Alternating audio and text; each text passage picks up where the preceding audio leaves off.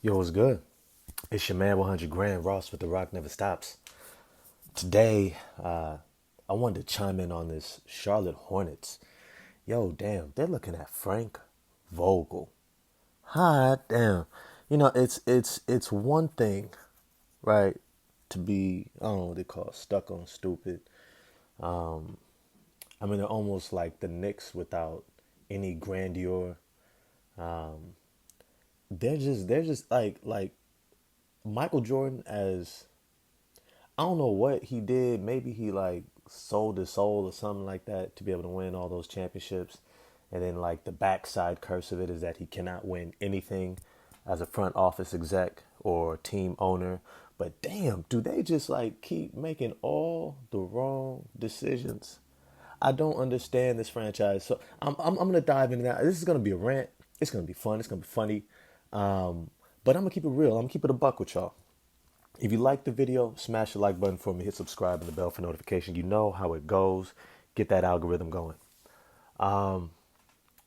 Look, the Charlotte Hornets are in a beautiful place. And I say that because not every team has their franchise player, right?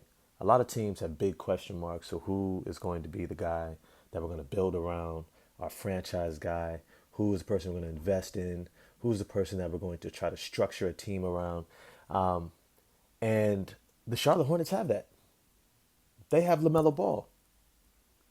And not only do they have Lamellar Ball, but he has the type of charisma that you know for the next 4, 5, 6 years, 7 years.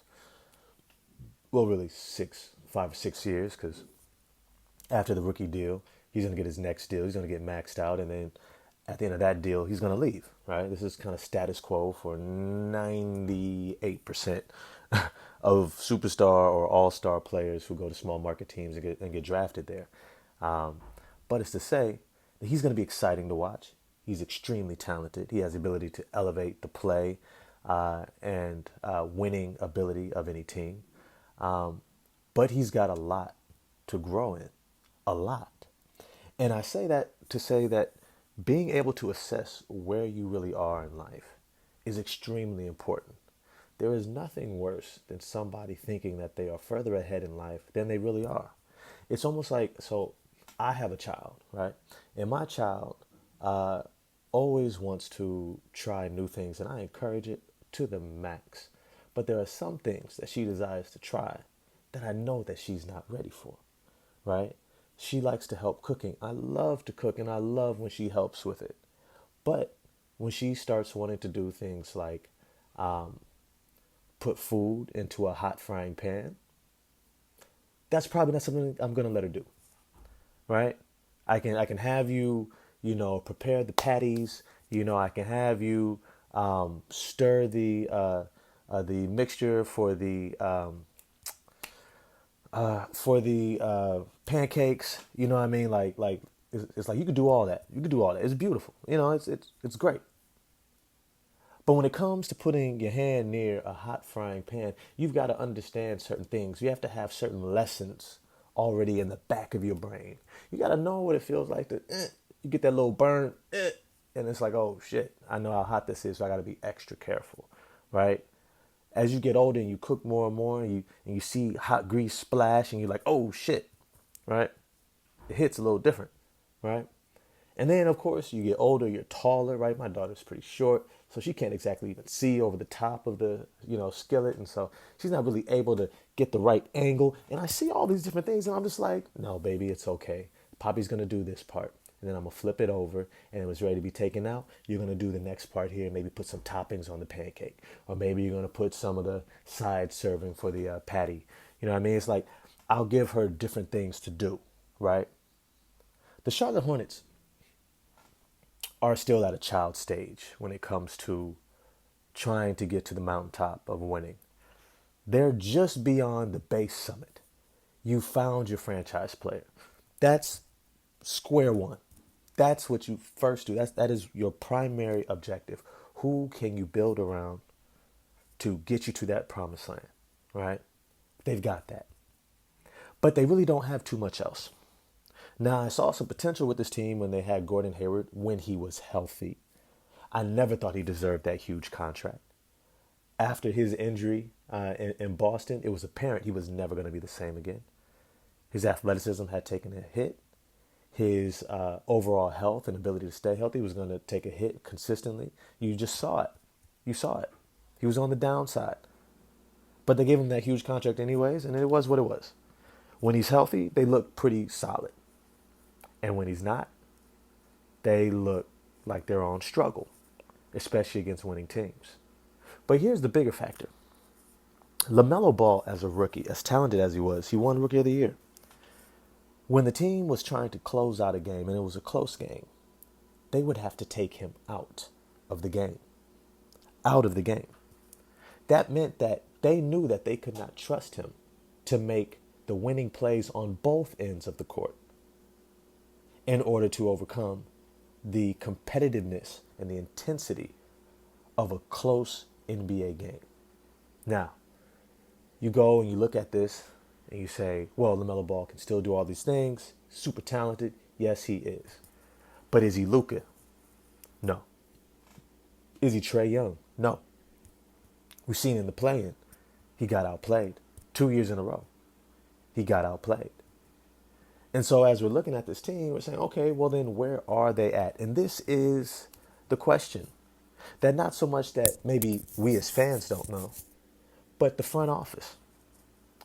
Have they come to terms with where they are at? You see, you still got guys on here.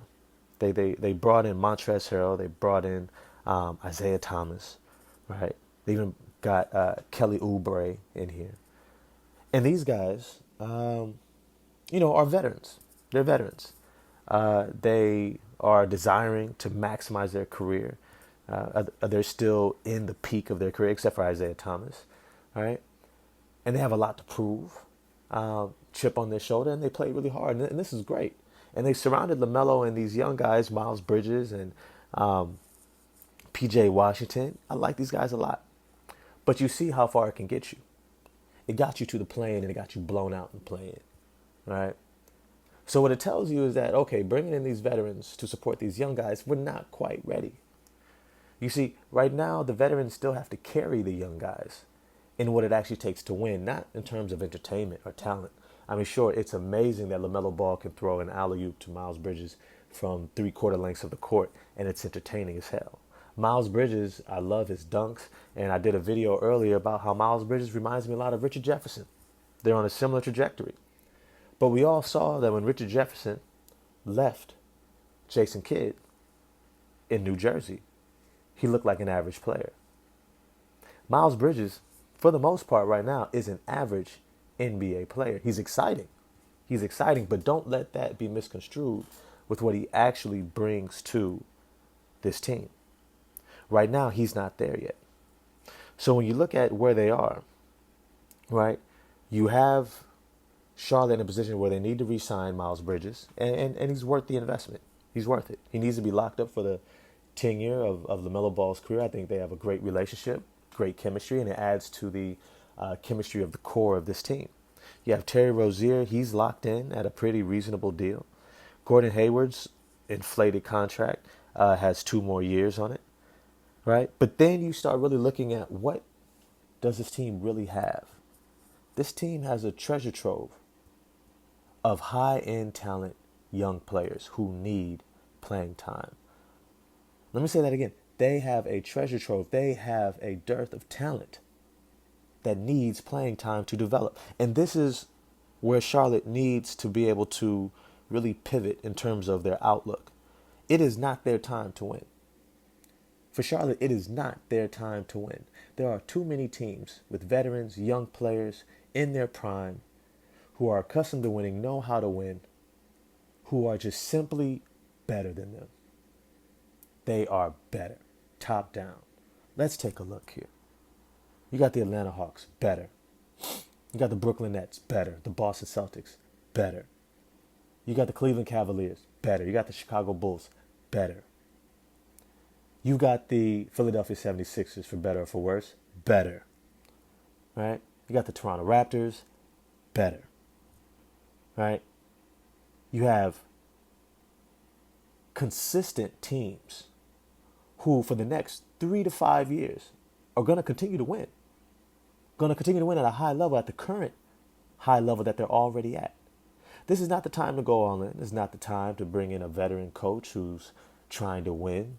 This is not the time for you to pull a New York Knicks and bring in your version of Tom Thibodeau and Frank Vogel, which is really kind of what really like stimulated doing this. At first I took a look at the team, and then I saw they were considering Frank Vogel, and I laughed. I was like, did you guys see Frank Vogel when he went to Orlando after he left Indiana? Horrible. Horrible. He looked like a lame duck. Looked like he didn't know what he was doing. He looked like he didn't even really even want to be there. He didn't even look like he was trying. And just for reference, when he left and went to Sacramento, he did the same thing. Laid an egg. Now, ironically, when he left Orlando, I forget the name of the coach that came in afterwards. I actually like him as a coach. But there was a coach who came in right after him with the Orlando Magic and took them to the playoffs with the same roster. The same guys. With Nikola Vucevic, Evan Fournier. Took them to the playoffs. So it's to say, it's like, was it that the team was bad, or did the coach not know how to get the most out of the team? And then you see him in Sacramento, and similarly, lays an egg. Can't get the most out of the team. Doesn't seem to be able to put an offensive scheme together. Doesn't necessarily seem to be able to instill the level of defense that he's renowned for. You see, many times you have to understand, there are a lot of coaches who can coach defense. And a lot of times they get this acclaim to be a defensive coach. But you have to be careful that you also aren't evaluating them when they have elite talent around them, elite defenders around them, right?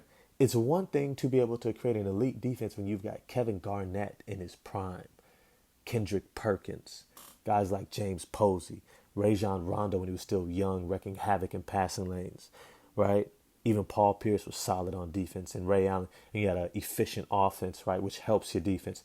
It's one thing to have a great defense at that point. It's another thing to do it when you've got a bunch of guys who are not known for defense. You see, for me, I would have looked at somebody like a Mark Jackson. I'd have said, hey, Mark, you're a conservative guy, very religious, and you know what? We eat in the South, all right? We're in Charlotte, North Carolina, right? We are in a conservative space, right, where people are not going to mind you being very religious. They're not going to mind you being conservative. And you can be your full self, but more than that, you can do what you have already proved you are best at. Developing young players, creating a culture, creating an identity, a defensive foundation, and inspiring through trust, and really instilling a sense of confidence into a young, talented guard that you did with Stephen Curry and Klay Thompson. Can you come in here and do that with Lamellar Ball? And here's the thing. Here's the thing with Lamellar Ball. He needs a running mate. He needs somebody who can defend at a high level next to him. And so for me, if I was the Charlotte Hornets, and this is what I would pivot towards, I would look at Terry Rozier's contract. Excellent player in his prime. And I would try to see if I could steal a draft pick. Either one of these elite two-way wings, great athletes who play great defense and can shoot the three. Or I go and I look at one of these centers. Mark Williams out of Duke. Maybe Jalen Duren out of, who's he playing for? Memphis, right? Try to get one of those guys. Or stay pat and just say, we're going to develop. We are going to play major minutes to guys like JT Thor, the 6'10" forward who played, somebody give the name, it wasn't NC State. I believe it was in the ACC. But who looked great. He had flashes of like, oh, he could be big time. You still got, I believe, was it Jalen or Jaden McDaniels? Yeah, Jalen McDaniels, the other twin brother, or brother of Jaden McDaniels over in Minnesota, who's looking really good over there. Right? He's got one more year on his contract, right? You need to see what you have in him. You still got center Nick Richards, and you also got last year's first round draft pick Kai Jones out of Texas, the incredible athlete in Texas, right? A great up and down, run and gun, lob threat center, right? You've got a bunch of guys, and let me not even forget James Bouknight, right? James Bouknight, the elite scorer coming out of the University of Connecticut last year, has a chip on his shoulder, exciting to watch. Yo, give them playing time. Give them playing time. If anything, you know what? This is a great time to pivot. Take a Terry Rozier. See if you could package him with somebody like a Gordon Hayward and have a team take on those contracts. And you take back one of those contracts that nobody wants. Maybe it's a Russell Westbrook. Maybe it's a John Wall. Maybe it's even Kevin Love. But what you do is you take that contract and then you buy him out. And then you focus on developing the young guys for the next 3 years. The next 2 to 3 years, you start showing some real promise. So you can start positioning yourself to edge out some of these older teams. By then, Joel Embiid's body is probably going to be on the decline, right? We never saw him as having a 15-year career. He's probably going to have a 6 to 8, 9-year career. And by 8, 9, 10, he's on the decline, right? Maybe Philly's dropping off by then. Maybe Brooklyn's dropping off by then. Maybe Durant and the injuries and Kyrie and the injuries are hitting by then, right? And all of a sudden, a window begins to open up.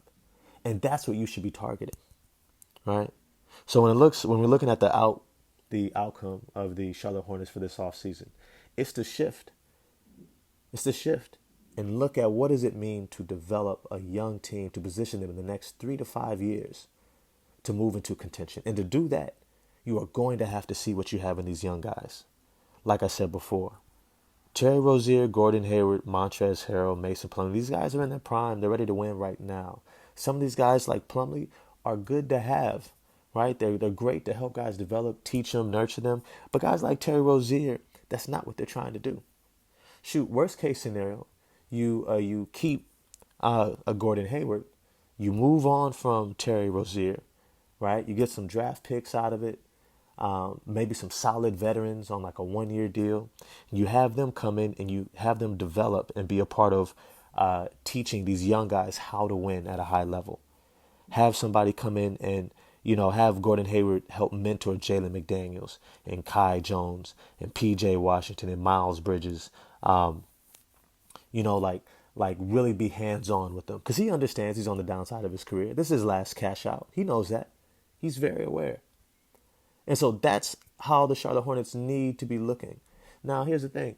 You're still winning. Lamellar Ball is a good enough talent to get you into the play, and he's proven that. And I think James Bouknight, this dude is going to be a walking bucket. He's going to be 20 points a game, plus points a game. It's not going to be efficient at first. But what you're hoping is you could bring in a head coach who can at least instill an offensive system where guys are sharing the ball. They're moving the ball around, and guys aren't just chucking. And more importantly, more than anything, that they play defense and they're held accountable to play defense. And I think James Bouknight, after last season, scraping and clawing to get any type of playing time, right, should have enough of a chip on his shoulder to say, you know what, I'm going to do whatever I have to do to get on the court. And if I have to play lockdown defense, that's what I'm going to do. And you need to bring in a coach who's going to hold him accountable. No, Frank Vogel is not that guy. You know why? Because he doesn't hold guys accountable, right? He doesn't hold guys accountable. What he does is he creates a scheme and high-level defensive-minded veterans like David West and Roy Hibbert, Danny Granger, right? These guys were able to execute. Paul George, under the tutelage of Granger and West and all of them, right? They were able to compete, and they were able to execute his scheme. But holding guys accountable and teaching young guys is not a part of his acumen. He couldn't do it in Orlando. He couldn't do it in Sacramento. He's not going to do it in Charlotte.